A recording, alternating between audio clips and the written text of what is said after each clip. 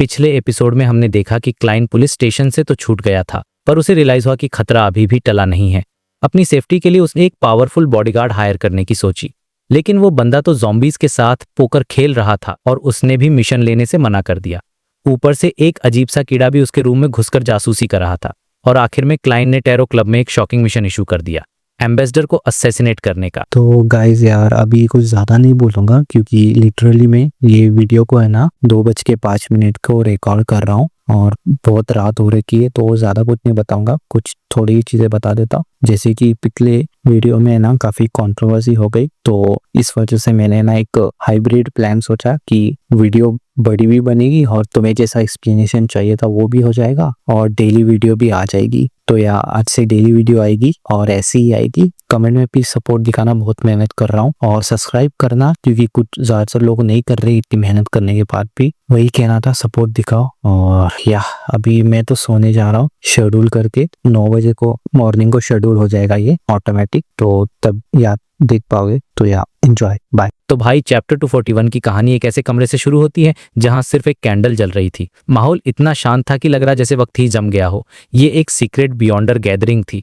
जहां सब कुछ बहुत ही लो प्रोफाइल था।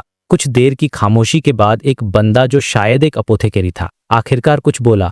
उसने क्लेन को देखकर कहा, तुम अपना एड्रेस क्यों नहीं छोड़ जाते ताकि बाद में मैं तुम्हारी बॉडी से कुछ निकाल सकूं। अब देखो, सुनने में एक धमकी या श्राप जैसा लग रहा था, लेकिन असल में वो बंदा क्लेन को वार्न कर रहा था। उसे समझाने की कोशिश कर रहा था कि तुम जो करने जा रहे हो वो बहुत रिस्की है और तुम्हारी जान जा सकती है। मुझे तो ये कैरेक्टर काफी इंटरेस्टिंग लगा, जो केयर भी करता है तो एक खास तरीके से। लेकिन क्लेन ने ऐसा प्रिटेंड किया जैसे उसे कुछ समझ ही नहीं आया। उसने ब्लैक स्नेक नाम के दूसरे बंदे से कहा, अगर मैं जुआनी खेलूंगा तो मेरे बचने कोई चांस ही नहीं है। कम से कम गैम्बल करने पर उम्मीद की एक छोटी सी किरण तो है। मैं हाथ पर हाथ धरकर मौत का इंतजार नहीं करूंगा। ये सुनकर विजडम, जो कुछ कहने ही वाले थे, चुप हो गए क्योंकि उनके पास क्लेन को देने के लिए कोई दूसरी उम्मीद नहीं थी। ब्लैक स्नेक हंसते हुए बोला, मुझे तुम्हारा ये कैरेक्टर सच में बहुत पसंद आया। इस पर उस अपोथेकेरी ने फिर से ताना मारते हुए कहा, हाँ मुझे भी तुम्हारा कैरेक्टर पसंद है। पास्ट में मेरे भी कुछ दोस्त थे जिनका कैरेक्टर तुम्हारे जैसा ही था। अब मैं हर साल उनकी कब्र पर जाकर फूल चढ़ता हूँ। मतलब वो क्लियरली कह रहा था कि ऐसे हीरोपंती करने वाले ज्यादा दिन टिकते नहीं हैं। वो बंदा किसी से नहीं डरता था, जो मन में आया बोल देता था, भले ही ब्लैक स्नेक उससे ज्यादा ताकतवर था। क्लेन ने मन ही मन सोचा कि ये अपोथेकेरी अपने इस गुस्से वाले स्वभाव की वजह से जरूर बहुत पंगा लेता होगा। खैर डील फाइनल हुई। क्लेन ने हंटर बियॉर्डर कैरेक्टरिस्टिक वाला आयरन सिगार केस अटेंडेंट को दिया, जिसने उसे आई ऑफ विजडम तक पहुंचाया। उस बूढ़े जेंटलमैन ने अपने सूटकेस से 400 पाउंड्स कैश निकाले और अटेंडेंट के जरिए ब्लैक स्नेक को भिजवा दिए। ब्लैक स्नेक ने बस एक नजर डाली और कहा, मुझे मिस्टर ए विजडम पर पूरा भरोसा है।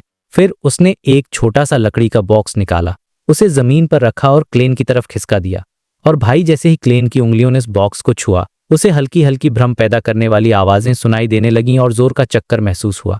हालांकि क्लेन के लिए ये कोई बड़ी बात नहीं थी, क्योंकि वो इससे भी कहीं ज्यादा खतरनाक आवाजें सुन चुका था जब जस्टिस और बाकी लोग उससे प्रेयर करते थे। क्लेन ने खुद को संभाला और धीरे से लकड़ी का बॉक्स खोला और उसके अंदर जो चीज थी वो देखकर किसी के भी होड़ जाए। बॉक्स के अंदर एक कान था।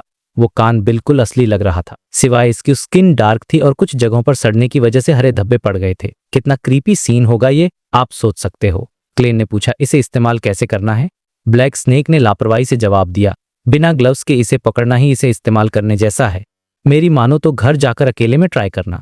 क्लेन ने और कोई सवाल नहीं किया, बॉक्स बंद करके अपनी जेब में रख लिया और जानबूझ के एक कड़वी मुस्कान के साथ कहा, इससे तो मुझे चक्कर आ रहे हैं। इसके बाद गैदरिंग में कुछ और डील्स हुई जो फेल हो गईं और फिर आई ऑफ विजडम ने मीटिंग खत्म करने का ऐलान किया। रूल ये था कि सब लोग एक एक करके निकलेंगे और हर किसी के बीच 3 मिनट का गैप होगा। ये सेफ्टी के लिए था ताकि कोई सी का पीछा करके उसे लूट न सके। क्लेन को जब इशारा मिला तो वो भी अटेंडेंट के साथ बाहर निकल गया। वो वापस ब्रेवहार्ट्स बार में पहुंचा, जहां रेड नोज वाले कास्पर्स ने उसे देखकर राहत की सांस ली। क्लेन ने उससे पूछा कि क्या मैरिक यहाँ है। कास्पर्स ने उसे वार्न किया कि मैरिक को गुस्सा दिलाने की कोशिश मत करना, वो कार्ड रूम में है। लेकिन क्लेन का इरादा मैरिक से मिलने का नहीं था, बल्कि उससे दूर रहने का था, क्योंकि क्लेन की जेब में एजिक का कॉपर विसल था जो ज़ॉम्बीज जैसी अनडेड चीजों पर असर डालता था। और क्लेन नहीं चाहता था कि उसकी वजह से मैरिक के ज़ॉम्बीज बेकाबू हो जाएं। और असल में वही हो रहा था। दूसरे कमरे में मैरिक अपने ही एक ज़ॉम्बी के साथ कार्ड्स खेल रहा था और उसे पूरा यकीन था कि वो जीत जाएगा। उसके पास 3 किंग्स थे, लेकिन अचानक उसके ज़ॉम्बी ने अपने छिपे हुए कार्ड्स दिखाए और उसके पास 4 6 थे। ज़ॉम्बी वो राउंड जीत गया था। ये देखकर मैरिक का चेहरा पीला पड़ गया और उसे महसूस हुआ कि कमरे में मौजूद बाकी सारे ज़म्बीज उसे ठंडक और गुस्से से घूर रहे हैं। कुछ ही मिनटों बाद वो लड़खड़ाते हुए कमरे से बाहर निकला और दरवाजे पर गिरते गिरते बचा। उसने कास को ऑर्डर दिया कि सुबह होने से पहले किसी को भी अंदर मत आने देना। उधर क्ले ने अपार्टमेंट पहुंचकर सीधा अपने सेफ जोन यानी ग्रे फॉग के ऊपर वाले मिस्टीरियस स्पेस में चला गया। ये उसकी अल्टीमेट सेफ जगह थी जहां कोई भी बाहरी ताकत उसे छू नहीं सकती थी। उसने लकड़ी का बॉक्स खोला और इस बार उसे ना कोई फुसफुसाहट सुनाई दी और न ही कोई चक्कर आया। ग्रे फॉग ने सारी नेगेटिव एनर्जी को ब्लॉक कर दिया था। अब क्लेन उस कान की असलियत जानने वाला था। उसने एक डिविनेशन स्टेटमेंट लिखा, इस चीज का ओरिजिन। उसने उस काले सड़े हुए कान को हाथ में पकड़ा और मंत्र पढ़ना शुरू कर दिया। जैसे ही उसने 7 बार मंत्र पढ़ा, उसकी आंखें अंधेरे में डूब गईं और वो एक गहरी नींद जैसी स्टेट में चला गया। उसे एक धुंधली सी दुनिया दिखी जहां एक आदमी जमीन पर तड़प रहा था, चीख रहा था। उसका शरीर एक गुब्बारे की तरफ फूल रहा था और फिर क्लेन के कानों में एक बहुत ही बुरी और शैतानी आवाज गूंजी जिसने उसे तुरंत आवाज नॉर्मल नहीं थी, ये बहुत ज्यादा खतरनाक और टारगेटेड थी। क्लेन ने अपने कान ढक लिए लेकिन वो आवाज सीधे उसके दिमाग में गूंज रही थी। उसने देखा कि उसकी नसें फूलकर मोटे रेंगते हुए जहरीले सांपों की तरह बन गई हैं। बैंग उसकी नसें फटने लगी और फिसलने वाले टेंटिकल्स में बदल गईं जिन पर अजीब पैटर्न्स बने हुए थे। पूरा ग्रे फॉग का डायमेंशन हिलने लगा जैसे वो इस शैतानी ताकत से खत्म हो जाएगा। लेकिन क्लेन ने अपना होश नहीं खोया। उसने हिम्मत बनाए रखी और दर्द को सहा। कुछ सेकंड्स के बाद ग्रे फॉग फिर से शांत हो गया और वो शैतानी आवाज पूरी तरह से गायब हो गई। वो टेंटिकल्स एक एक करके जमीन पर गिर गए और क्लेन के घाव तेजी से भरने लगे। उसे समझ आ गया था कि ये ट्रू क्रिएटर की ताकत थी और देवताओं के साथ इंटरेक्ट कर हमेशा ही खतरनाक होता है। लेकिन अब कहानी का सबसे मजेदार पार्ट आता है। जैसे ही क्लेन ठीक हुआ, उसने देखा कि वो काला कान उसकी हथेली में टूटकर छोटे छोटे काले प्रकाश के कणों में बदल गया है। वो एक प्योर बियॉन्डर कैरेक्टरिस्टिक बन चुका था और जमीन पर वो डरावने टेंटिकल्स पड़े थे जो असल में वो पागलपन और करप्शन था जिसे ग्रे फॉग ने उसकी बॉडी से बाहर निकाला था। तभी क्लेन के दिमाग में एक ब्रिलियंट आइडिया आया। उसने अपनी हथेली में मौजूद उन काले प्रकाश के कणों को उन फिसलने वाले टेंटिकल्स के ऊपर बिखेर दिया। एक अजीब सा काला धुआं उठा और फिर गायब हो गया और जमीन पर एक आयरन ब्लैक चार्म पड़ा हुआ था जिस पर बहुत सारे सिंबल्स और मैजिक लेवल्स बने हुए थे। क्लेन ने उसे उठाया और डिविनेशन की मदद से उसकी ताकत को समझा। ये चार्म किसी भी दुश्मन को एक भयानक दहाड़ सुना सकता था जिससे वो पागल हो जाता। क्लेन ने इस नए हथियार का नाम रखा लैंग्वेज ऑफ फाउनेस और उसे एक्टिवेट करने के लिए एक मंत्र सेट कर दिया।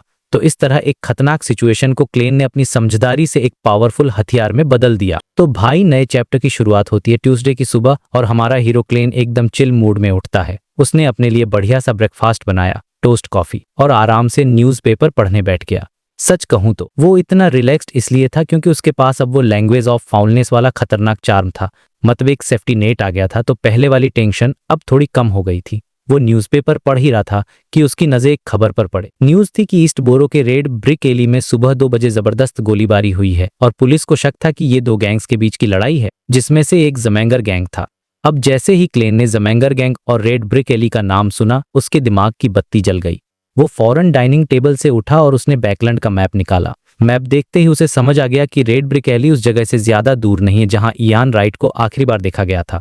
क्लेन तुरंत समझ गया कि ये कोई गैंग वॉर नहीं थी। ये असल में मिलिट्री के स्पेशल डिपार्टमेंट और इंटिस रिपब्लिक के जासूसों के बीच की लड़ाई थी और वो सब इयान को पकड़ने गए थे। ये देखकर क्लेन मन ही मन में उनकी एफिशिएंसी की तारीफ करता है। मतलब सोचो, उसने बस एक दिन पहले डिविनेशन करके दोनों तरफ हिंट दी थी और अगली ही रात उन्होंने इयान की लोकेशन ढूंढकर एक्शन भी ले लिया। ये सीन मुझे इसलिए पसंद आया क्योंकि ये दिखाता है कि क्लेन अब सिर्फ एक मोहरा नहीं है, वो धीरे धीरे एक बड़ा प्लेयर बनता जा रहा है जो पर्दे के पीछे से चीजों को मैनिपुलेट कर रहा है। खैर, क्लेन अभी ये सब सोच ही रहा था कि उसके घर की डोरबेल बजी। वो थोड़ा हैरान हुआ कि इतनी सुबह सुबह कौन आ गया। दरवाजे की तरफ जाते हुए वो सोच रहा था, कहीं कोई नया केस तो नहीं। इंटिस एम्बेसडर वाले चक्कर में वैसे भी कई क्लाइंट्स छूट गए हैं। एडवर्टाइजिंग पर इतना पैसा खर्च किया, सब बर्बाद हो जाएगा। बेचारा डिटेक्टिव बनने की पूरी कोशिश कर रहा था लेकिन बड़े बड़े मामले उसका पीछा ही नहीं छोड़ रहे थे। उसने दरवाजा खोला तो बाहर 2 लेडीज खड़ी थीं। एक तो उसकी पड़ोसी मिसेस सैमर थीं जो आज पूरे मेकअप में थीं और काफी सुंदर लग रही थीं, और उनके साथ एक और लेडी थीं जिन्होंने एक बड़ी सी हैट पहनी हुई थी और चेहरे पर जालीदार पर्दा था। मिसेस सैमर ने कहा, डिटेक्टिव मोरियार्टी, मेरी एक फ्रेंड को आपकी मदद चाहिए। क्लेन ने उन्हें अंदर आने को कहा, फटाफट अपने शर्ट का बटन बंद किया और वेस्ट कोट ठीक किया ताकि थोड़ा प्रोफेशनल लगे। अंदर आकर वो लोग सोफे पर बैठ गए। क्लेन उनसे पूछने ही वाला था कि क्या काम है, लेकिन फिर उसे मिसेस सैमर का स्टाइल याद आया तो उसने स्माइल करके पूछा, कॉफी या चाय। उसे पता था कि मिसेस सैमर एक ऐसी लेडी हैं जो हमेशा अपनी क्लास और सुपीरियोरिटी दिखाने की कोशिश करती हैं। लेकिन इससे पहले कि मिसेस सैमर कुछ कहती, दूसरी लेडी ने अपनी हैट उतारते हुए कहा, इन सब की जरूरत नहीं है उस लेडी के चेहरे पर गुस्सा, डर, सारे इमोशंस एक साथ दिख रहे थे। मिसेज सैमर ने इंट्रोड्यूस करवाया, यह है मिसेज मैरी गेल, कोइम कंपनी की शेयर होल्डर। क्लेन ने मैरी से पूछा कि वो क्या काम करवाना चाहती हैं। मैरी ने हिचकिचाते हुए कहा, मैं चाहती हूं कि आप मेरे पति का पीछा करें और पता लगाएं कि क्या उनका कोई मिस्ट्रेस के साथ अफेयर चल रहा है। और भाई, ये सुनते ही क्लेन मन ही मन में हंस पड़ा होगा। मतलब एक तरफ वो गॉड्स और सीक्रेट ऑर्गेनाइजेशन से लड़ रहा है और दूसरी तरफ उसे ये एक्स्ट्रा मैरिटल अफेयर का केस सॉल्व करना पड़ रहा है। यही तो एक डिटेक्टिव की असली लाइफ है। मैरी ने आगे कहा, अगर आप सबूत ला सकते हैं तो मैं आपको 10 पाउंड्स दूंगी, और अगर आप सिर्फ कंफर्म करते हैं तो 3 पाउंड्स। सबूत के लिए उसने क्लेन को एक लेटेस्ट पोर्टेबल कैमरा भी उधार देने की बात की। अब 10 पाउंड्स उस जमाने में बहुत बड़ी रकम थी और क्लेन को पैसों की सख्त जरूरत थी, तो उसने 2 सेकंड सोचा और केस के लिए हाँ कर दी। ये सीन काफी फनी और रियल लगा, क्योंकि ये क्लेन के कैरेक्टर का एक दूसरा साइड दिखाता है, जहां उसे अपनी रोजी रोटी के लिए नॉर्मल काम भी करने पड़ते हैं। अब सीन शिफ्ट होता है और हम पहुंचते हैं कल हो रही एक ग्रैंड पार्टी में। यहाँ हमारी हाई सोसाइटी की क्वीन ऑड्रे हॉल शैंपेन का ग्लास लिए घूम रही है, और उसका टारगेट कौन है? इंटिस रिपब्लिक का एम्बेसडर बैकलैंड जीन मदान। वो गलती से बैकलैंड से टकराती है और वो एम्बेसडर तो उसे देखते ही फिसल जाता है। बैकलैंड उसकी तारीफों के पुल बांधने लगता है और ऑड्रे मन ही मन में सोचती है, ओल्ड परवट, माने बुढ़ा ठरकी, लेकिन चेहरे पर वो एक प्यारी सी स्माइल बनाए रखती है। बैकलैंड उसे एक भद्दा सा जोक भी सुनाता है, जिससे ऑड्रे को और भी घिनाने लगती है। जैसे ही उसे मौका मिलता है वो एक दोस्त का बहाना बनाकर वहां से निकल जाती है, और यहाँ ऑड्रे की किस्मत काम कर जाती। जैसे ही वो बैकलैंड से दूर होती है, उसे एक दोस्त कैंस उसके पास आता है। कैंस असल में MI9 यानी मिलिट्री इंटेलिजेंस का एजेंट है। वो ऑड्रे को वार्न करता है, ड्रे, उस एम्बेसडर बैकलैंड से दूर रहना, वो बहुत ही गंदा आदमी है। और भाई, यहाँ ऑड्रे को मिलता है जैकपॉट। जिस जानकारी के लिए वो इतना ड्रामा कर रही थी, वो उसे सामने से मिल जाती है। कैंस उसे बताता है कि बैकलैंड सिर्फ एक एम्बेसडर नहीं है, वो इंटिस का इंटेलिजेंस हेड है और एक बियॉन्डर भी है। और ये इन्फॉर्मेशन बहुत बड़ी थी। कैंस ने बताया वो एक सीक्वेंस 6 कॉन्स्पिरेटर है। कॉन्स्पिरेटर का मतलब ही होता है षड्यंत्रकारी जो साजिशें रचता है। कैंस ये भी बताता है कि बैकलैंड का एक बहुत पावरफुल असिस्टेंट भी है, जो शायद सीक्वेंस 5 का हो सकता है। लेकिन साथ ही कैंस उसकी सबसे बड़ी कमजोरी भी बता देता है। उसे औरतों का बहुत शौक है, वो रिस्क लेना पसंद करता है, काफी रेडिकल है, और ये जानकारी ऑड्रे के लिए सोने पर सुहागा थी। मतलब दुश्मन की ताकत और कमजोरी दोनों एक साथ पता चल गई। कैंस ये भी हिंट देता है कि बैकलैंड को बहुत जल्द रिप्लेस कर दिया जाएगा, जिससे ऑड्रे को समझ आ जाता है कि उसके खिलाफ कोई बड़ी प्लानिंग चल रही है। पार्टी खत्म होने तक ऑड्रे के पास सारी जरूरी जानकारी आ चुकी थी। उसने विस्काउंट ग्लैंड से मिलकर उसे जियो और फोर्स से कांटेक्ट करने को कहा। अब ऑड्रे इन प्रोफेशनल डिटेक्टिव्स को हायर करके बैकलैंड के खिलाफ सबूत इकट्ठा करवाएगी। तो इस चैप्टर में हमने देखा कि कैसे 2 अलग अलग प्लॉट्स आगे बढ़ रहे हैं। एक तरफ क्लेन ने डिटेक्टिव एजेंसी चला रहा है और एक नॉर्मल सा केस हाथ में लेता है, और दूसरी तरफ ऑड्रे एक बड़े इंटरनेशनल जासूस खिलाफ जानकारी इकट्ठा कर रही है। अब देखना यह है कि इन दोनों के रास्ते आगे जाकर कैसे टकराते हैं। तो भाई, अगले दिन वेडनेसडे की सुबह सीन शिफ्ट होता है चेरवुड बोरो में। कोइम कंपनी के ठीक सामने हमारा डिटेक्टिव क्लेन एक डिपार्टमेंट स्टोर के बाहर लकड़ी की बेंच पर बैठा हुआ था। एकदम क्लासिक जासूसी वाला सीन चल रहा था। उसके एक हाथ में उस एरिया का फेमस सिंडी डेसीपाई था और दूसरे में आइस टी का कप। वो सोने के फ्रेम वाला चश्मा और एक सिल्क हेडपैड पहने हुए था, ताकि वो वहां के बाकी जेंटलमैन जैसा ही लगे और किसी को उस पर शक न हो। वो बस आराम से बैठा पाई खा रहा था और कंपनी के गेट पर नजर रखे हुए था। यहाँ राइटर ने उस पाई को इतने डिटेल में डिस्क्राइब किया है कि यार सच में मुंह में पानी आ जाता है। मतलब उसमें खूब सारा फैट था, लेकिन मीट के छोटे छोटे टुकड़े थे, साथ में सेब के टुकड़े भी थे, जो उसके टेस्ट को बैलेंस कर रहे थे। क्लेन सोच रहा था कि भले ही बैकलैंड में मौसम खराब है और पोल्यूशन बहुत है, लेकिन खाने पीने और एंटरटेनमेंट के मामले में ये शहर टिंगेन से बहुत आगे है।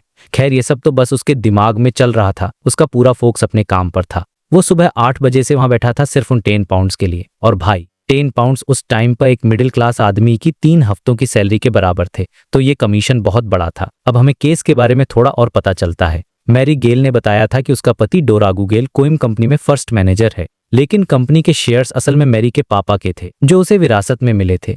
मैरी को शक इसलिए हुआ क्योंकि कंपनी के एक एम्प्लॉय ने उसे बताया था कि डोरागू हर वेडनेसडे और फ्राइडे की सुबह अकेले ऑफिस से निकल जाता है और दोपहर में वापस आता है। इसके अलावा वो हफ्ते में 2 दिन काम से जल्दी भी निकल जाता था, लेकिन कभी भी शाम 7 बजे से पहले घर नहीं पहुंचता था। तो दाल में कुछ तो जरूर काला था। खैर, क्लेन को लगभग 1 घंटे इंतजार करना पड़ा और फिर फाइनली उसका टारगेट डोरागू गेल कंपनी से बाहर निकला। वो थोड़ा मोटा था और उसने एक ब्लैक टॉप, हैट और डबल ब्रेस्टेड कोट पहना हुआ था। डोरागू ने अपनी गाड़ी बुलाने के बजाय सड़क के किनारे खड़े होकर एक किराए गाड़ी का इंतजार करना शुरू कर दिया। क्लेन को अपना मौका मिल गया। वो सड़क पार करके डोरागू के पास पहुंचा और जानबूझकर एकदम लापरवाही से उसे टकरा गया।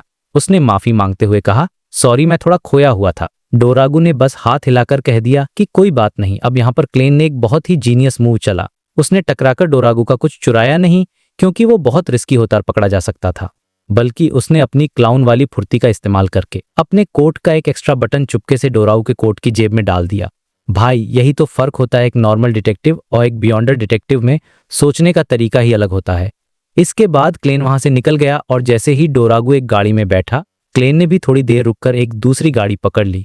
अब शुरू होता है असली मैजिक। गाड़ी में बैठकर क्लेन ने डिविनेशन शुरू किया, लेकिन उसने डोरागू गेल को ट्रैक नहीं किया, बल्कि उसने डिविनेशन स्टेटमेंट रखा, मेरे कपड़ों के एक्स्ट्रा बटन की लोकेशन क्या है। अब सोचो ये कितना स्मार्ट तरीका था। डाउजिंग रॉड सीकिंग टेक्निक चीजों को ढूंढने के लिए सबसे बेस्ट होती है, और अपनी खुद की चीज को ढूंढना तो और भी आसान होता है। वो ड्राइवर को रास्ते बताता रहा और आखिर में वो लोग हिलस्टन बोरो की एक बिल्डिंग के सामने पहुंचे। ये कोई नॉर्मल घर नहीं था, ये क्वेला क्लब था। क्लेन को पता चल गया कि डोरागू इसी क्लब के अंदर है, लेकिन जैसे ही वो अंदर जाने लगा, 2 गार्ड्स ने उसे रोक लिया। उन्होंने कहा कि ये एक मेंबर्स ओनली क्लब है और अंदर जाने मेंबरशिप प्रूफ चाहिए। क्लेन का प्लान यहीं पर फेल हो गया, लेकिन हमारा हीरो हार मानने वालों में से नहीं है। उसके पास हमेशा एक प्लान भी होता है। वो पास के एक होटल में गया और 4 घंटे के लिए कमरा ले लिया। कमरा लॉक करके पर्दे लगाकर वो सीधा अपनी सीक्रेट जगह ग्रेप हॉग के ऊपर, वहां उसने फिर से वही डिविनेशन सेंटेंस लिखा, लेकिन इस बार उसने डाउजिंग मेथड नहीं बल्कि ड्रीम डिविनेशन का इस्तेमाल किया। और सपने में उसे जो दिखा उससे केस पूरी तरह कंफर्म हो गया। उसने देखा कि डोरागू गेल एक कोट रैक पर ना कोट टांग रहा है और उसके सामने एक जवान ब्लॉन्ड बालों वाली लड़की के साथ आपत्तिजनक हालत में था। ये देखकर क्लेन मन ही मन में बोला, यार मेरी किस्मत ही ऐसी है, हमेशा ऐसे ही सीन देखने को मिलते हैं। तो ये तो कंफर्म हो गया कि डोरागू का अफेयर चल रहा है, लेकिन अब सवाल था सबूत का। ग्रे फॉग में वो कैमरा तो ले जा नहीं सकता था, तो उसने डिसाइड किया कि वो आज उस लड़की का पीछा करेगा, उसका नाम और पता मालूम करेगा और फिर उन्हें क्लब के बाहर पकड़ेगा। लेकिन अब जब वो ग्रे फॉग में था ही, तो उसने सोचा कि क्यों न एक पुराने सवाल का जवाब ढूंढा जाए। उसने डिविनेशन शुरू किया ये पता लगाने के लिए कि उसके कमरे में जो आयरन ब्लैक थ्रेड वर्म घुसा था, क्या उसे सीयर पाथवे का कोई बियॉन्डर कंट्रोल कर रहा था। उसे उम्मीद थी कि ये डिविनेशन फेल हो जाएगा, क्योंकि उसके पास ज्यादा जानकारी नहीं थी, लेकिन सबको हैरान करते हुए डिविनेशन सफल हो गया और जवाब हाँ में आया। क्लेन एकदम शॉक हो गया। उसे समझ नहीं आया कि ये कैसे हुआ। उसने फिर से कोशिश की, इस बार सीधे उस कंट्रोलर को देखने की कोशिश की, लेकिन ये वाला डिविनेशन फेल हो गया और यहीं उसके दिमाग की बत्ती जली। उसे एक बहुत बड़ी बात समझ आई। पहला डिविनेशन इसलिए सफल हुआ क्योंकि इस मिस्टीरियस पेस यानी ग्रे फॉग ने खुद ही जरूरी कंडीशंस पूरी कर दी थी। इसका मतलब ये ग्रे फॉग शायद सीयर पाथवे से ही जुड़ा हुआ है। ये एक बहुत बड़ी डिस्कवरी थी, क्योंकि इसका मतलब था कि उसे सीक्वेंस 7 और सीक्वेंस 6 के पोषण फॉर्मूला यहीं से मिल सकते हैं। ये सीन इस चैप्टर का सबसे बड़ा हाईलाइट था, एक मेजर हिंट जो आगे की स्टोरी को शेप करेगा। और जैसे ही क्लेन ये सब सोच रहा होता है, सीन अचानक कट होता है और हम पहुंच विस्काउंट ग्लेंट की स्टडी में। वहां ऑड्रे जियो और फोर्स के साथ खड़ी थी। ऑड्रे ने बहुत ही सीरियस होकर कहा, मुझे एक मिशन के लिए तुम्हारी मदद चाहिए। जियो की आंखों में पैसों की चमक आ गई और उसने पूछा, कैसा मिशन। ऑड्रे ने एक गहरी सांस ली और जो कहा उसे सुनकर शायद उन दोनों के होश उड़ गए होंगे। उसने कहा, इंटिस के एम्बेसडर बैकरलेट जीन मदान को एसिनेट करना है। और बूम, इसी क्लिफहैंगर पर यह चर खत्म हो जाता है। एक तरफ क्लेन को अपने पाथवे का सबसे बड़ा सीक्रेट पता चला है और दूसरी तरफ ऑड्रे ने एक एम्बेसडर को मारने का मिशन दे दिया है। अब आगे क्या होगा ये तो नेक्स्ट चैप्टर में ही पता चलेगा। तो भाई, पिछले चैप्टर के एंड में ऑड्रे ने जो बॉम्ब फोड़ा था, उसका असर इस चैप्टर की शुरुआत में दिखता है। फोर्स अपने कान छूकर चेक करने लगी कि कहीं उसने गलत तो नहीं सुन लिया। मतलब जो मिस ऑड्रे इतनी प्यारी, भोली और मासूम दिखती है, वो किसी को मारने का मिशन दे रही है। और टारगेट भी कोई छोटा मोटा आदमी नहीं, बल्कि इंटिस का एम्बेसडर। वहीं जियो थोड़ी प्रैक्टिकल थी। उसने सीधे कहा, इस मिशन को पूरा करने की ताकत हमारे पास नहीं है। लेकिन ऑड्रे ने उन्हें समझाया, मैं ये काम तुम्हें करने के नहीं कर रही हूँ, मैं बस चाहती हूँ कि तुम किसी ऐसे बियॉन्डर को ढूंढो जो ये काम कर सके, जैसे कि मिस्टर ए। और फिर उसने जो ऑफर दिया उसे सुनकर जियो और फोर्स दोनों के होश उड़ गए। इस काम के लिए मैं 4000 गोल्ड पाउंड्स दूंगी। अब सोचो ये कितनी बड़ी रकम थी। ऑड्रे ने आगे कहा, अगर मिशन सफल हुआ तो तुम दोनों को 500 पाउंड्स मिलेंगे, और अगर फेल भी हो गया तो भी रिस्क लेने के लिए तुम्हें 200 पाउंड्स मिलेंगे। भाई, ऐसी क्लाइंट तो किस्मत वालों को ही मिलती है। ऑड्रे ने अपने फाइनेंसेस का पूरा हिसाब किताब लगा रखा था। वो 5000 पाउंड से ज्यादा खर्च नहीं कर सकती थी, वरना उसके पापा को शक हो जाता। ये सुनकर जियो की तो सांसें ही भारी हो गई, लेकिन उसे दुख भी हुआ कि वो खुद ये मिशन नहीं कर सकती।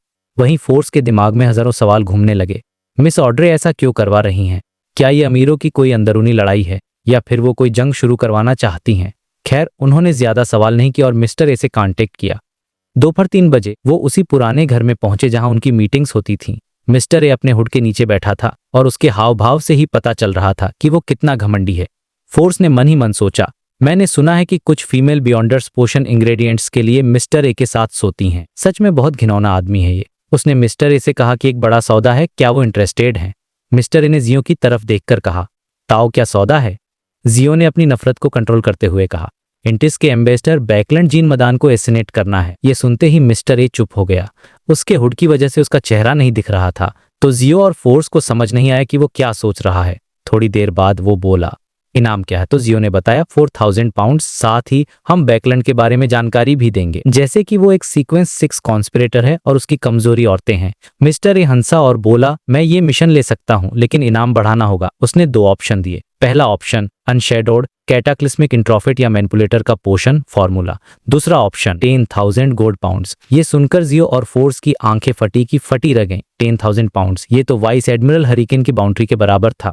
मिस्टर ए ने कहा, बैकलैंड की ताकत उतनी नहीं है, लेकिन उसके पास पावरफुल लोग और यकीन मानो उसके पास मिस्टिकल आइटम्स भी जरूर होंगे। ये कीमत बहुत ज्यादा थी लेकिन रीजनेबल भी थी। जियो और फोर्स ने कहा कि वो कल तक जवाब देंगे और वहां से चले आए। शाम को उन्होंने मिस्टर ए का जवाब एक नोट में एक बड़े से गोल्डन रिट्रीवर कुत्ते के जरिए ऑड्रे तक पहुंचाया। ऑड्रे ने जब नोट पढ़ा तो वो परेशान होने के बजाय उसने एक लंबी राहत की सांस ली। उसे लगा कि सिर्फ 10,000 पाउंड्स में एम्बेसडर का काम तमाम हो रहा है, तो ये तो बहुत बढ़िया डील है।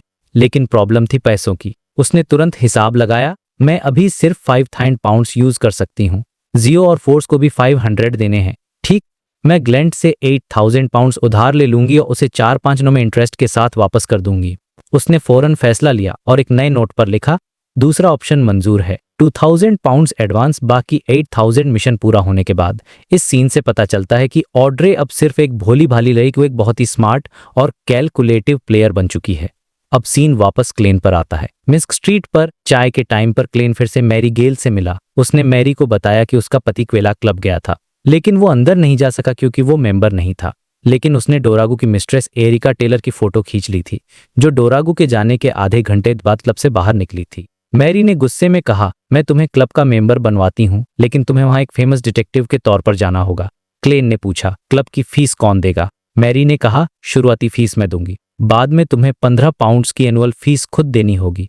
15 पाउंड्स और शुरुआती फीस कम से कम 50 पाउंड्स। क्लेन समझ गया कि ये बहुत ही हाई एंड क्लब है और मैरी गेल सच में बहुत अमीर है। उसने वादा किया कि वो जल्द से जल्द सबूत ले आएगा। डिनर के बाद क्लेन फिर से ब्राट्स बार गया। इसके 2 कारण थे। पहला, वो मिलिट्री और पुलिस को दिखाना चाहता था कि वो अपनी जान बचाने के लिए कोशिश कर रहा है। दूसरा, वो एम्बेसडर के सीयर पाथवे वाले बियॉन्डर को धोखा देना चाहता था। उसे पता था कि ग्रे फॉग से जुड़ी कोई भी बात, जैसे उसका दोबारा जिंदा होना या उसका चार्म बनाना, वो बियॉन्डर कभी भी डिविनेशन से पता नहीं कर सकता। तो क्लेन बस लाचार होने का नाटक कर रहा था ताकि दुश्मन को लगे कि वो कमजोर है और फिर वो सही मौके पर हमला कर सके। बार में उसे ओल्ड मैन कैस्पर्स मिला, जिसने बताया कि मैरिक उसे ढूंढ रहा है। ये सुनकर क्लेन थोड़ा घबरा गया। उसे लगा कि कहीं एजिक के व्हिसल की वजह से मैरिक के ज़ॉम्बीज एक्टिवेट न हो जाएं। लेकिन जब मैरिक आया तो उसके साथ कोई ज़ॉम्बी नहीं था। मैरिक ने क्लेन से पूछा, तुम्हारा वो काम अभी भी है क्या? क्लेन को समझ नहीं आया कि वो किस काम की बात कर रहा है। मैरिक ने कहा, मेरी एक दोस्त है जिसे पैसों की जरूरत, वो मुझसे ज्यादा ताकतवर है और वो तुम्हें प्रोटेक्ट कर सकती है। वो तुम्हें 3 दिन तक प्रोटेक्ट करेगी और उसकी कीमत है 1,000 पाउंड्स। ये सुनकर क्लेन सोच में पड़ गया। तो जब मेरे पास चार्म आ गया तब इन्हें प्रोटेक्शन की याद आई। खैर, ये भी अच्छा है, इससे एम्बेसडर का बियॉन्डर कंफ्यूज हो जाएगा। उसने सोचा कि वो पहले ग्रे फॉग में जाकर डिविनेशन करेगा कि मैरिक की दोस्त भरोसे के लायक या नहीं। उसने मैरिक से कहा, मुझे सोचने के लिए और पैसे जमा करने के लिए थोड़ा टाइम दो।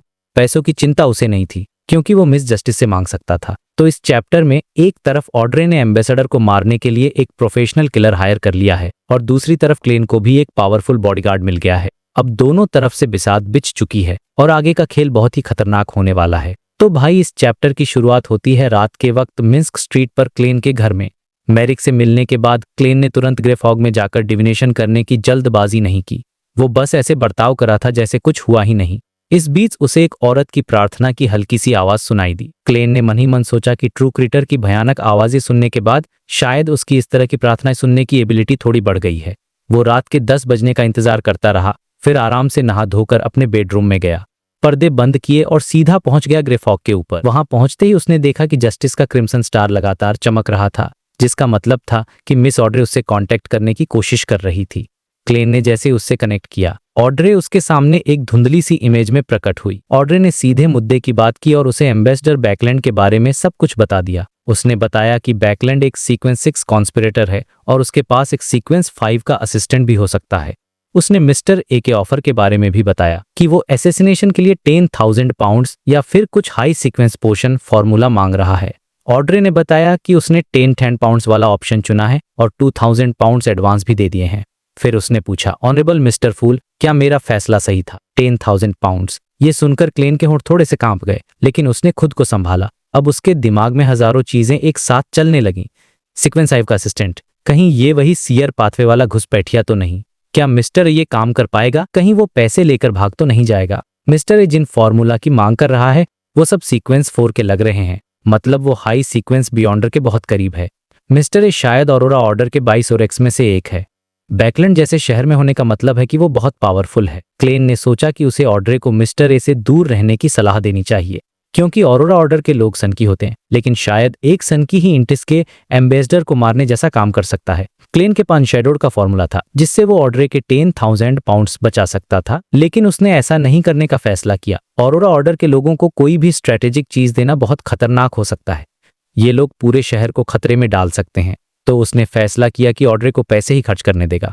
ऑड्रे को जवाब देने से पहले क्लेन ने डिविनेशन करने का फैसला किया। सबसे पहले उसने मैरिक की दोस्त के बारे में पता लगाया। उसने सीधे सीधे उसकी भरोसेमंद होने पर डिविनेशन नहीं किया, क्योंकि वो फेल हो जाता। उसने घुमाकर सवाल पूछा, मैरिक की दोस्त को 3 दिन के बॉडीगार्ड रखना मेरे लिए रिस्की है।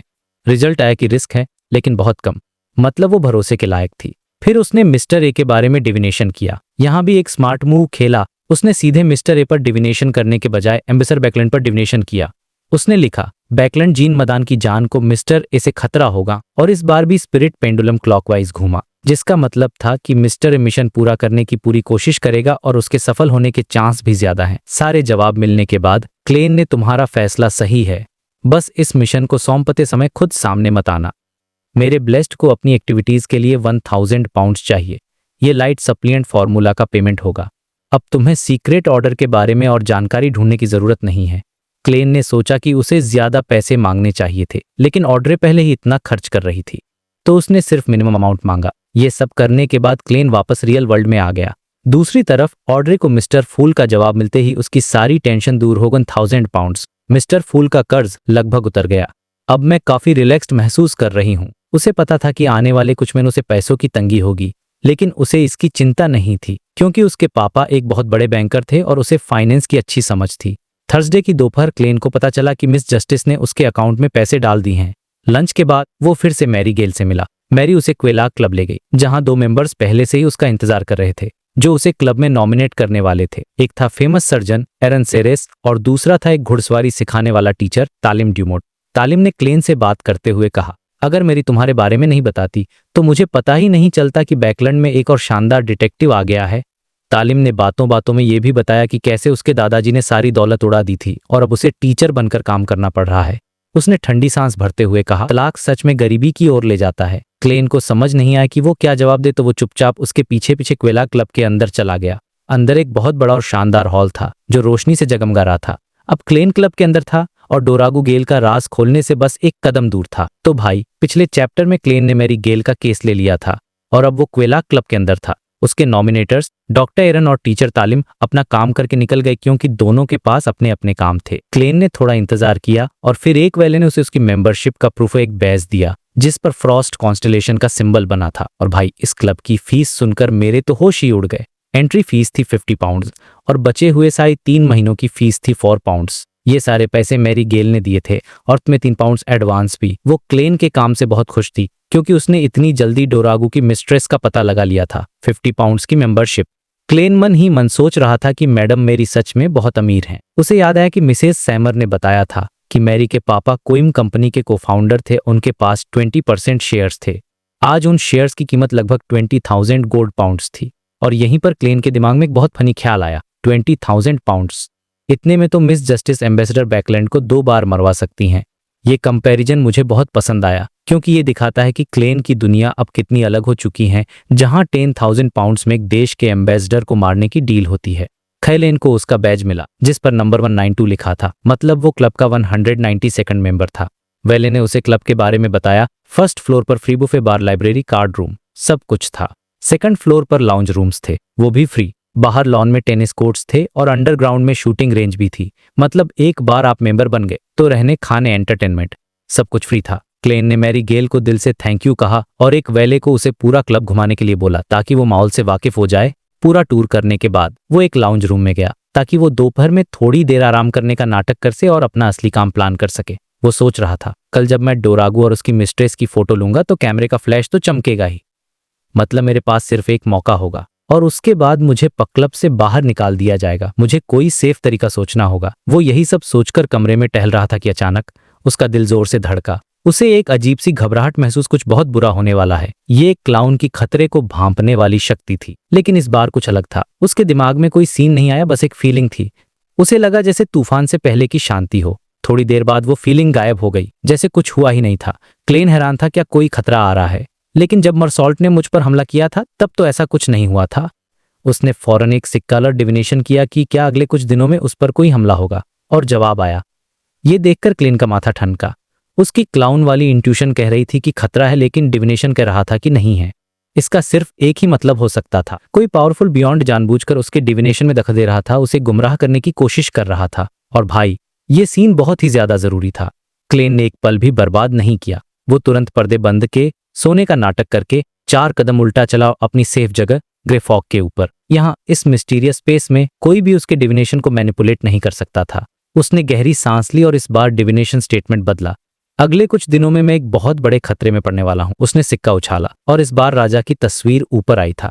मतलब जवाब हाँ था। ये कन्फर्म हो गया था। खतरा असली था और बहुत बड़ा था। क्लेन हैरान था कि उसे ये पूर्वाभास कैसे हुआ। उसने और भी डिविनेशन किए, लेकिन उसे सिर्फ इतना ही पता चला कि खतरा आने वाला है। ये कब और कहां होगा ये पता नहीं चल पाया। एक ड्रीम डिविनेशन में उसे सिर्फ इयान राइट की एक धुंधली सी इमेज दिखी, जिसका मतलब था कि ये खतरा उसी केस से जुड़ा हुआ है। अब जब कन्फर्म हो गया था कि खतरा सर पर है, क्लेन ने फौरन एक्शन लिया। वो रियल वर्ल्ड में वापस आया, क्वेलाक क्लब से निकला और पास के बैंक से अपने हुए 100 पाउंड्स निकाले। वहां से वो सीधा ब्रेवार्ड्स बार पहुंचा। कैस्पर्स उसे मैरिक के पास ले गया, जो कार्ड रूम में अकेला बैठा था, और अच्छी बात यह थी कि उसके आसपास कोई ज़ॉम्बी नहीं था। क्लेन ने टेबल पर 100 पाउंड्स का नोट पड़ते हुआ डील पक्की है। ये 100 पाउंड्स एडवांस हैं, बाकी के प्रोटेक्शन के हर दिन के हिसाब से मिलेंगे। और फिर उसने सबसे जरूरी बात कही, प्रोटेक्शन अभी इसी वक्त से शुरू होगी। ये सुनकर मैरिक ने क्लेन के पीछे कहीं देखा और सिर हिलाकर कहा, ठीक है, कौन मान गई है। क्लेन हैरान होकर पीछे मुड़ा, लेकिन वहां तो सिर्फ दीवार थी, हवा के सिवा कुछ नहीं था। उसने अपनी स्पिरिट विजन भी एक्टिवेट की, लेकिन उसे कुछ नहीं दिखा। मैरिक ने पैसे जेब में रखते हुए कहा, तुम अब जा सकते हो। उसने तुम्हें प्रोटेक्ट करना शुरू कर दिया है, छिपे हुए तरीके से। क्लेन मन ही मन में बोला, अगर मैंने पहले ही डिविनेशन नहीं किया होता तो मुझे पक्का लगता कि तुम लोग मुझे चूना लगा रहे हो। वो जानबूझकर गुस्से में दांत पीसते हुए वहां से निकला ताकि किसी को शक न हो। रास्ते भर वो अपनी स्पिरिट विजन से बाहर देखता रहा, लेकिन उसे अपना तख्तित बॉडीगार्ड कहीं मिला। घर पहुंचकर उसने दरवाजा बंद किया और सीधा बाथरूम में गया। वो हाथ धो रहा था और पानी की आवाज आ रही थी। उसने हाथ पोंछे और फिर अपनी शक्ल देखने के लिए शीशे में ऊपर देखा, और भाई उस पल जो हुआ वो किसी हॉरर मूवी से कम नहीं था। शीशे में उसका अक्स धीरे धीरे धुंधला होने लगा और उसकी जगह एक औरत की इमेज बन गई, जिसने एक ब्लैक कलर की शाही ड्रेस पहनी हुई थी। उसके हल्के सुनहरे बाल थे, नीली आंखें थीं और उसका चेहरा बहुत ही ज्यादा पीला था, जैसे उसमें खून ही न हो। उस औरत ने शीशे के अंदर से क्लेन को देखकर सिर झुकाया, जैसे वो उसे सलाम कर रही हो। ये देखकर क्लेन के तो होश ही उड़ गए। वो डर के मारे कुछ कदम पीछे हटकर दीवार से लग गया। तब उसे समझ आया कि यही वो बॉडीगार्ड है जिसे उसने 1000 पाउंड्स में हायर किया है। और जैसे ही ये एहसास हुआ, शीशे में वो इमेज गायब हो गई और सब कुछ नॉर्मल हो गया। तो भाई, पिछले चैप्टर के एंड में क्लेन को शीशे में जो डरावनी औरत दिखी थी, वो और कोई नहीं बल्कि उसकी नई बॉडीगार्ड थी। अब शीशे में सब कुछ नॉर्मल था, जैसे वो औरत कभी वहां थी ही नहीं। क्लेन ने अपनी स्पिरिट विजन एक्टिवेट की, लेकिन उसे कुछ नहीं दिखा। क्या मैंने किसी फीमेल घोस्ट को अपना बॉडीगार्ड बना लिया है? ये तो घोस्ट से भी ज्यादा अजीब है। कम से कम घोस्ट स्पिरिट विजन से दिख तो जाते हैं। उसने अपनी जेब में रखे इसके कॉपर विसल को छुआ, लेकिन इसमें भी कोई हलचल नहीं हुई। ये विसल से भी अफेक्ट नहीं हो रही, मतलब ये कोई अनडेड क्रिएचर नहीं है। फिर उसे याद आया कि जब वो खुद मरा था तब भी तो उसके आसपास की लाशों पर विसल का कोई असर नहीं हुआ था। क्लेन ने फैसला किया कि एम्बेसडर वाला मामला खत्म होने के बाद वो इस विसल की पावर्स को ठीक से समझेगा, क्योंकि वो हमेशा अपने साथ एक टाइम बॉम्ब लेकर ही घूम सकता था। खैर, वो बाथरूम से बाहर निकला और न्यूज़पेपर पढ़ने के लिए लिविंग रूम में जाने ही वाला था कि डोरबेल बजी। घंटी की आवाज सुनते ही क्लेन एकदम अलर्ट हो गया, क्योंकि उसे पता था कि अगले कुछ दिनों में उस पर खतरा आने वाला है। वो धीरे धीरे दरवाजे की तरफ बढ़ा और दरवाजे के पीछे खड़े होकर उसने बाहर का सीन अपने दिमाग में देखा। बाहर एक लड़का खड़ा था जिसने एक पुराना कोट पहना हुआ था और उसकी आंखें लाल थीं। यान राइट, ये तो वही सीन है जो मैंने अपने ड्रीम डिविनेशन में देखा था। क्या यही खतरे की शुरुआत है? क्लेन ने दरवाज खोला और सावधानी से 2 कदम पीछे हट गया। इयान ने अपनी हैट उतार कर कहा, डिटेक्टिव मोरियार्टी, मैं आपसे माफी मांगने आया हूँ। मेरी वजह से आप इतने बड़े खतरे में पड़ गए। क्लेन ने कहा, तुम्हें पुलिस स्टेशन जाना चाहिए था। इयान बोला, मैं अभी MI9 से ही आ रहा हूँ। MI9? अच्छा, तो ये मिलिट्री के स्पेशल डिपार्टमेंट का नाम है। क्लेन ने उसे अंदर आने का इशारा किया। कम से कम मुझे ये तो पता चले कि मैं किस मुसीबत में मनसा हूं। जा। इयान अंदर आकर उसी जगह बैठ गया जहां वो पिछली बार बैठा था। जैसे ही वो कुछ कहने वाला था, क्लेन ने उसे रोक दिया। अगर तुम कुछ ऐसा बताने वाले हो जिससे मैं और बड़ी मुसीबत में पड़ जाऊं तो रहने दो। लेकिन इयान ने बहुत ही शांत आवाज में कहा, नहीं, सब कुछ जल्द ही खत्म होने वाला है। ये सुन क्लेन को थोड़ी राहत मिली और उसने पूछा, आखिर हुआ क्या था? और इससे पहले कि इयान कुछ बताता, क्लेन ने देखा कमरे की खिड़की से एक फिगर अंदर आ रही है। वही औरत, ब्लैक ड्रेस में, पीले चेहरे वाली, उसकी बॉडीगार्ड। वो औरत ऐसे बैठ गई जैसे वहां कोई दृश्य कुर्सी हो और बड़े ध्यान से उनकी बातें सुनने का नाटक करने लगे, जबकि उसके चेहरे पर कोई एक्सप्रेशन नहीं था। क्लेन तो एक पल के लिए हक्का बक्का रह गया। खैर, इयान ने अपनी कहानी सुनानी शुरू की और भाई, कहानी सुनकर क्लेन के होश उड़ गए। असल में डिटेक्टिव्स रियल फेस एक एम्पायर के जासूस थे। उन्होंने मेरे जैसे कई आवारा बच्चों को पाला था और उन्हें इंटेलिजेंस इकट्ठा करना सिखाया था। मैं भी उन्हीं में से एक हूं। तो ये पूरा मामला एक बहुत बड़ी जासूसी की साजिश थी। इयान ने बताया कि 2 हफ्ते पहले उसे हेल्मोसुइन की एक मैन्युस्क्रिप्ट के बारे में पता चला था। हेल्मोसुइन, ये नाम सुनते ही क्लेन को याद आया। तो रानी वॉन हेल्मोसुइन एम्परर रोजेल के बाद सबसे बड़ा साइंटिस्ट था। एक ऐसा जीनियस जो 3rd जनरेशन डिफरेंस इंजन पर काम कर रहा था और रहस्यमयी तरीके से गायब हो गया था। इयान ने बताया कि जैसे ही उसने इस मैन्युस्क्रिप्ट के बारे में डिटेक्टिव रियल को बताया, जरियल की हत्या हो गई और ज़्मैंगर गैंग उसके पीछे पड़ गया। क्लेन की मदद से उसने जरियल की लाश से एक नकली दांत निकाला जिसमें जरियल के सुपीरियर से कांटेक्ट करने का एक सीक्रेट तरीका था। इयान ने उस तरीके का इस्तेमाल करके सुपीरियर से मीटिंग फिक्स की, लेकिन वहां उस पर इंटिस के जासूसों ने हमला कर दिया। वहां MI9 वक्त पर पहुंच गया और लड़ाई के बीच इयान भाग निकला। लेकिन जब वो आज दोपहर अपने सुपीरियर से मिला तो उस पर फिर से हमला हुआ और इस बार वो पकड़ा गया। उसने डर के मारे सब कुछ उगल दिया, लेकिन इंटिस के लोग उसे फिर भी मारने वाले थे। तभी MI9 ने उसे फिर से बचा लिया। ये पूरी कहानी सुनकर क्लेन के दिमाग की सारी कड़ियां जुड़ गईं। उसने इयान से कहा, क्या तुमने कभी सोचा है कि जरियल के सुपीरियर के आसपास ही कोई गद्दार है जो इंटिस के लिए काम कर रहा है? इसी वजह से जरियल मारा गया और इसी वजह से तुम पर 2 बार हमला हुआ। ये सुनकर इयान एकदम दंग रह गया। उसे ये बात सूझी ही नहीं थी। इयान ने बताया कि उसने अब सब कुछ MI9 को बता दिया है और वो लोग उस मैन्युस्क्रिप्ट के पीछे पड़ गए हैं। उसने क्लेन से फिर से माफी मांगी और कहा, आपको मेरे लिए कुछ छिपाने की जरूरत नहीं थी। और यहीं पर क्लेन को अपनी गलतियों का एहसास हुआ। उसने सोचा, इस मामले में मेरी 2 सबसे बड़ी गलतियां थीं। पहली गलती ये थी कि जब मर्सॉल्ट मेरे पास आया तो मैंने उसे सच नहीं बताया। मुझे लगा कि वो बस एक गैंग का आदमी होगा। मुझे क्या पता था हमला इतना बड़ा है और वो मुझे सीधे मारने आ जाएगा।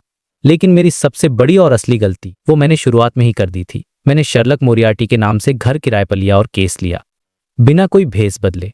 इसी वजह से जब एम्बेसडर को मेरी बियॉन्डर्स वाली पहचान पता ही चली तो मेगा में अगर मैं भागता तो वो ऑफिशियल्स को मेरे बारे में बता देता और फिर चर्च मेरे पीछे पड़ जाता। अब मेरे पास सिर्फ एक ही रास्ता बचा था, एम्बेसडर और उसके असिस्टेंट को मरवाना। क्लेन को एहसास हुआ कि कैसे एक छोटी सी गलती ने उसे इस जाल में फंसा दिया था और अब वो एक क्लाउन की तरह खुद को बैलेंस करने की कोशिश कर रहा था। ये सब सोचने के बाद क्लेन के चेहरे पर एक अजीब सी हंसी आ गई जिसे देखकर इयान भी हैरान हो गया। इयान ने अलविदा कहा और वहां से चला गया और जब क्लेन ने मुड़कर देखा तो उसकी वो मिस्टीरियस बॉडीगार्ड भी गायब हो चुकी थी। तो भाई, इयान के जाने के बाद क्लेन को पूरी कहानी समझ में आ गई थी। उसे पता चल गया था कि MI9 और इंटिस के जासूस दोनों को अब हेल्मोसुइन की मैन्युस्क्रिप्ट की लोकेशन पता चल गए। मतलब आज रात को ही इस मामले का फैसला हो जाएगा और जैसे ही ये मामला खत्म होगा, एम्बेसडर बैकलैंड बदला लेने के लिए आजाद हो जाएगा। तो यही वजह है उस आने वाले खतरे की। क्लेन को अपने डिविनेशन और उस अजीब से पूर्वाभास का मतलब समझ में आ गया था। अगर उसके पास लैंग्वेज ऑफ फाउलनेस चार्म और वो 1000 पाउंड्स वाली पावरफुल बॉडीगार्ड नहीं होती तो वो सच में किसी पुलिस स्टेशन या चर्च में जाकर छिप जाता। लेकिन अब जब उसके पास डबल तैयारी थी तो वो भागना नहीं चाहता था। वो घर पर ही रुककर ऐसे नाटक करेगा जैसे उसे कुछ पता ही नहीं है, बल्कि अंदर ही अंदर तो वो चाह रहा था कि हमला उसके दरवाजे पर आए। अगर वो लोग किसी को भेजेंगे तो वो कम से कम सीक्वेंस 7 का तो होगा ही, और अगर मैंने उन्हें खत्म कर दिया तो मुझे फॉर्मूला और बियॉन्डर कैरेक्टरिस्टिक्स मिलेंगी। मेरे कुछ नुकसान की भरपाई हो जाएगी। ये सोचते सोचते उसने मन ही मन में प्रार्थना की, प्लीज गॉडेस जो बियॉन्डर आए वो सियर पाथवे का हो क्योंकि उसे सीयर पाथवे के फॉर्मूला की सबसे ज्यादा जरूरत थी। फिर उसे अपनी बॉडीगार्ड की चिंता हुई, कहीं वो पूरी कहानी सुनकर भाग तो नहीं गई। उसने कमरे में चारों तरफ देखा लेकिन उसे को नहीं दिखा। जैसे ही वो थोड़ा नर्वस हुआ, उसने देखा कि लिविंग रूम के गैस लैंप के शीशे पर एक चेहरा उभर आया है, वही पीला चेहरा सुनहरे बालों वाली औरत का। ये लेडी तो अपनी ताकत पर काफी कॉन्फिडेंट लग रही है। ये देखकर क्लेन का मन शांत हो गया। उसने धीरे से कहा, मैं भी एक बियॉन्डर हूँ। उसने बहुत ही चालाकी से सच और झूठ को मिलाकर एक कहानी बनाई ताकि उसकी बॉडीगार्ड को उस पर शक न हो। शीशे पर बने चेहरे ने बस हल्का सा सिर हिलाया और गायब हो गया। क्लेन ने राहत की सांस ली और वापस सोफे पे पेपर पढ़ने लगा। थोड़ी ही देर बाद डोरबेल फिर से बजी। इस बार कौन है? क्लेन तुरंत अलर्ट हो गया। उसने धीरे धीरे दरवाजे की तरफ जाकर अपनी क्लाउन वाली एबिलिटी से देखा कि बाहर कौन है।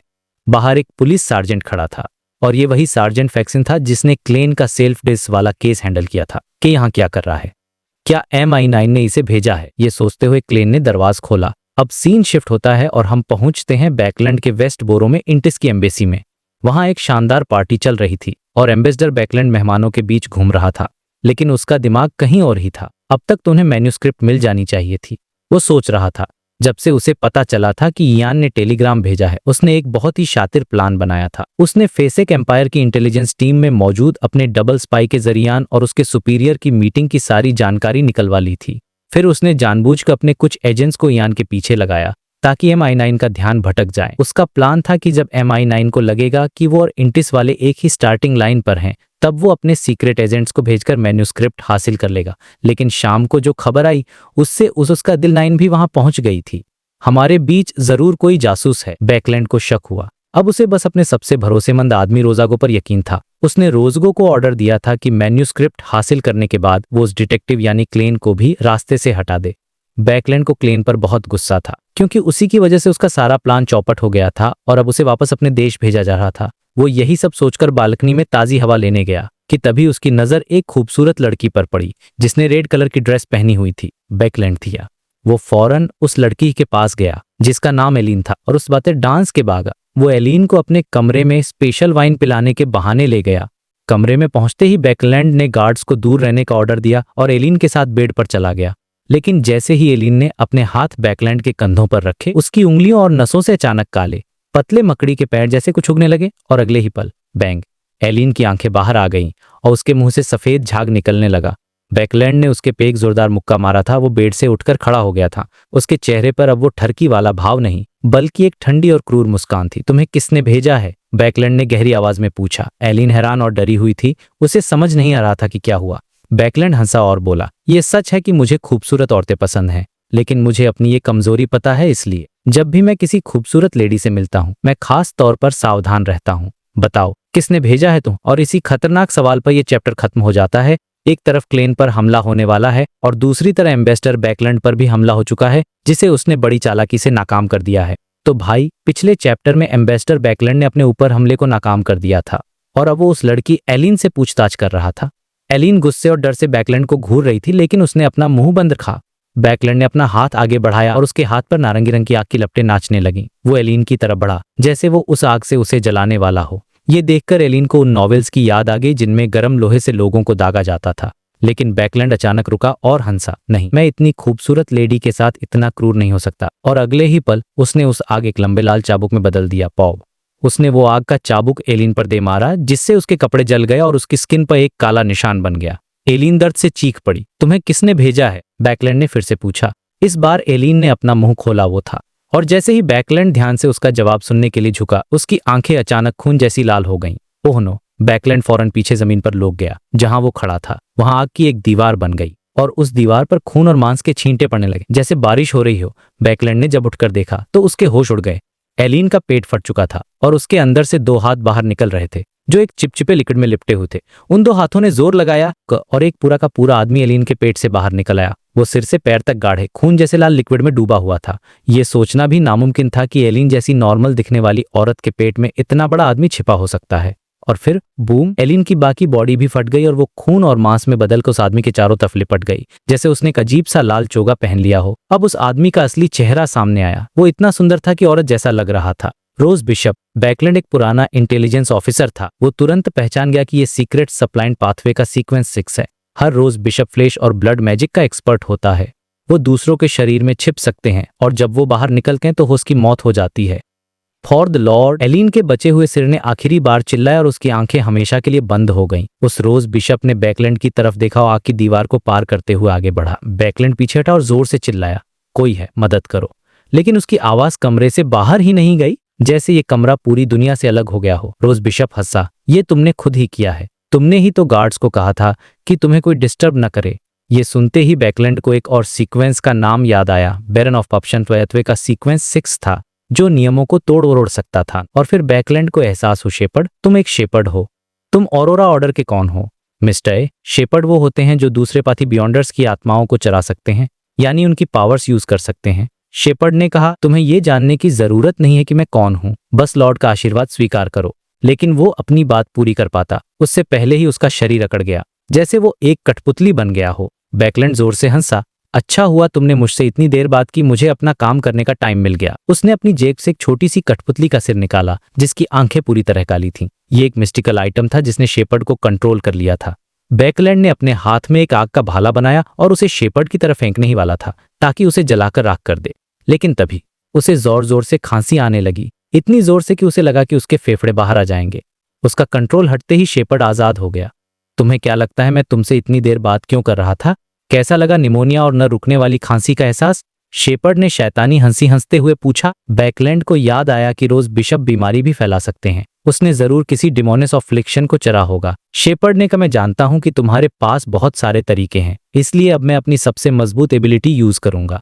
उसके सामने एक धुंधली सी किताब प्रकट हुई। उसने कहा, मैंने जो भी देखा है उसे रिकॉर्ड किया है और अब मैं उसे एक बार यूज कर सकता हूं।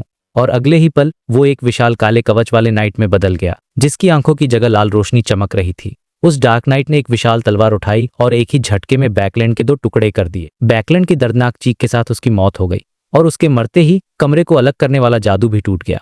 शेपर्ड ने एक पल भी बर्बाद नहीं किया। वो दीवारों के आर पार होता हुआ रात के अंधेरे में गायब हो गया। और ठीक उसी वक्त मिस्क स्ट्रीट पर क्लेन दरवाजा खोलने से पहले एक सिक्का उछाल रहा था। उसने डिविनेशन किया कि क्या बाहर आया विजिटर खतरनाक है। जवाब ना में आया, लेकिन क्लेन को पता था कि एम्बेसडर का असिस्टेंट उसके डिविनेशन में दखल दे सकता है, इसलिए अपनी गार्ड नीचे नहीं की। उसने दरवाजा खोला और बाहर सार्जेंट फैक्सन खड़ा था। उसने कहा, मुझे ऊपर से ऑर्डर मिला है तुम्हें बताने के लिए कि आज रात अलकल तुम्हें बहुत सावधान रहना होगा, किसी भी अजनबी से सावधान रहना। तो एक तरफ एम्बेसडर की हत्या चुकी है और दूसरी तरफ क्लेन को पुलिस की तरफ से वार्निंग मिल गई है। अब आगे क्या होगा? क्या खतरा सच में टल गया है या ये किसी बड़े तूफान से पहले की शांति है? तो भाई, पिछले चैप्टर के एंड में सार्जेंट फैक्सन क्लेन को वार्निंग देने आया था। क्लेन ने सीरियस होकर सिर हिलाया। ठीक है, सार्जेंट फैक्सन ने कहा, हमारे पास कुछ और भी अरेंजमेंट्स हैं, मैं तुम्हें बताता हूं, तुम खुद फैसला कर लेना। क्लेन ने उसे अंदर आने का इशारा किया और सार्जेंट सोफे पर बैठ गया। तुम्हें पता है कि तुमने उस एम्बेसडर से पंगा लिया है। आज रात और कल तुम्हारे लिए सबसे खतरनाक है। ऊपर वालों ने 3 ऑप्शन दिए हैं। पहला, तुम 2 दिन के लिए होली विंड कैथेड्रल चले जाओ। क्लेन ने हल्का सा सिर हिलाया और दूसरे ऑप्शन का इंतजार करने लगा। और तभी अचानक उसकी नजरें धुंधला गईं और उसका सिर सुन्न हो गया। उसे लगा जैसे उसके चारों तरफ कांच की एक मोटी परत बन गई है। सार्जेंटसन का बोलना चालना धीमा हो गया था और क्लेन के सोचने की स्पीड भी बहुत कम हो गई थी। ये फीलिंग उसे बहुत जानी पहचानी लगी। उसे तुरंत एंटीगोनस फैमिली की कठपुतली सील्ड आर्टिफैक्ट 2049 की याद आ गई। एंटीगोनस फैमिली सियर पाथवे की थी। इस आदमी की एबिलिटी भी वैसी ही है। ये सियर पाथवे का मिड सीक्वेंस बियॉन्डर है। जैसा सोचा था ये वही है। क्लेन को सब समझ आ गया, लेकिन इस बार उसे जगाने के लिए कैप्टन डन स्मिथ नहीं थे। सार्जेंट फैक्सन का चेहरा बदलने लगा और वो एक हैंडसम जेंटलमैन बन गया। यही था रोजगब। रोजागो ने मुस्कुराते हुए कहा, अगर थोड़ा टाइम दिया जाए तो ये एबिलिटी किसी भी नॉन हाई सीक्वेंस बियॉन्डर के लिए सबसे मुश्किल होती है। और जैसे ही उसने ये कहा, क्लेन ने देखा कि खिड़की के शीशे से उसकी बॉडीगार्ड, वो ब्लैक ड्रेस वाली औरत, बाहर निकल रही थी। लेकिन वो बहुत धीरे और अकड़ कर चल रही थी, जैसे कोई कठपुतली हो। रोजगो ने क्लेन से कहा, मैंने कभी नहीं सोचा था कि तुम इतना पावरफुल बॉडीगार्ड हायर कर पाओगे। अगर मैंने पहले से डिविनेशन नहीं किया होता तो शायद मैं यहाँ मारा जाता। और तभी रोजागो को अपनी गर्दन पर एक ठंडी हवा का झोंका महसूस हुआ, जैसे कोई अदृश्य इंसान उसके ठीक पीछे खड़ा होकर सांस ले रहा हो। रोजागो हंसा और उसने चुटकी बजाई। पौ, उसकी पीठ से आग की लपटें निकली और एक ट्रांसपेरेंट परछाई जलकर राख हो गई। क्लेन की नजर में यह सब बहुत स्लो मोशन में हो रहा था, क्योंकि उसके सोचने की शक्ति खत्म होती जा रही थी। इसने मुझे कंट्रोल कर लिया है। ये मुझे सीधे मार क्यों नहीं रहा? क्या सारे विलेन को लंबे लंबे डायलॉग मारने का शौक होता है? नहीं, ये बेवकूफ नहीं है। ये बातों से किसी चीज को छिपाने की कोशिश कर रहा है। क्लेन ने ध्यान से रोजागो की आंखों में देखा और उसे दोनों आंखों में अपनी बॉडीगार्ड की इमेज दिखाई दी। इसका मतलब इसने अभी तक उसे पूरी तरह से कंट्रोल नहीं किया है। वो अभी भी लड़ रही है, जो कुछ करना होगा। मुझे इस बैलेंस को बिगाड़ना होगा। क्लेन का ध्यान अपने बाएं हाथ में पकड़े लैंग्वेज ऑफ फाउलनेस चार्म पर गया। उसने अपनी पूरी ताकत लगाकर बहुत मुश्किल से प्राचीन हर्मिस भाषा में एक शब्द बोला, फाउलनेस, और भाई उस एक शब्द के साथ ही असली तबाही शुरू हो गई। क्लेन के हाथ में जबरदस्त दर्द हुआ और उसके कानों में पागल कर देने वाली फुसफुसाहटें गूंजने लगीं। लेकिन उसे इसकी आदत थी। उसने अपनी पूरी स्पिरिचुअलिटी उस चार्म में डाल दी। 3 सेकंड में ट्रू क्रिएटर की आवाज इस दुनिया में उतरने वाली थी। 3 चारों तरफ पागलपन भरी फुसफुसाहटें फैल गईं। रोजागो का चेहरा भी भावशून्य हो गया। 2 क्लेन की बॉडीगार्ड ने तेजी से हरकत की, लेकिन फिर वो भी दर्द से करा उठी और इसी पल क्लेन पर से रोजागो का कंट्रोल कमजोर पड़ गया। उसे मौका मिल गया। उसने फौरन वो चार्म रोजागो की तरफ फेंक दिया। 1 वो चार्म पिघल गया और रोजागो को ऐसी आवाज सुनाई दी जिसमें बेहिसाब 9 हद से ज्यादा पागलपन था। उसके सिर की सारी नसें उभरी जैसे वो फटने वाली हों। वो जमीन पर गिरकर तड़पने लगा। उसकी स्किन इंच दर इंच फटने लगी। क्लेन और उसकी बॉडीगार्ड भी दर्द से जमीन पर गिरकर चीखने लगे, लेकिन क्लेन को इसका अनुभव था। वो सबसे पहले उठा। उसने देखा कि रोजागो ने अपने सारे कपड़े और स्किन फाड़ दिया और अब वो सिर्फ एक लाल जो मांस का लोथड़ लगा था जो दर्द से तड़प रहा था। क्लेन ने एक पल भी इंतजार नहीं किया। उसने अपनी रिवॉल्वर निकाली और रोजागो के सिर पर एक के बाद एक 5 गोलियां दाग दी। बैंग बैंग बैंग, और रोजागो का उसकी लाश सोफे के पास गिर गई। कैप्टन, मुझे ये सिखाने के लिए शुक्रिया, क्लेन ने हाँफते हुए कहा। इसके बाद उसने फौरन एक रिक्विम चार्म यूज करके रोजागो की लाश को शांत किया और फिर अपनी बॉडीगार्ड पर 2 स्लम्बर चार्म फेंककर उसे गहरी नींद में सुला दिया ताकि वो आगे के काम में दखल न दे। अब कमरे में शांति थी।